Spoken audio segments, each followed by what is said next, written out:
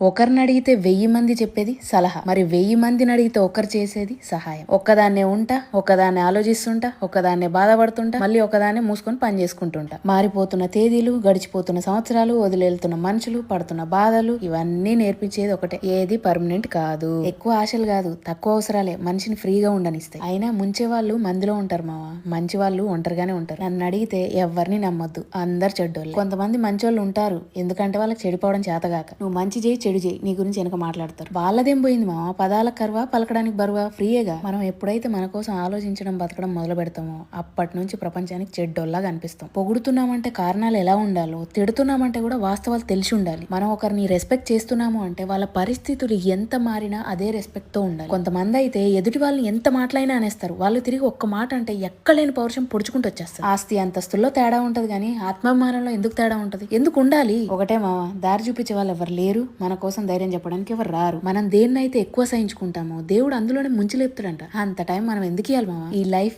ఈ టైం అన్నిటికంటే గొప్ప గురువులు. ఈ టైం ని ఎలా యూజ్ చేసుకోవాలో లైఫ్ నేర్పిస్తే ఈ లైఫ్ ఎంత విలువైందో టైం నేర్పిస్తుందంట. పగటి మాటలు పనికి చేయటంట. ఉంటానైతే.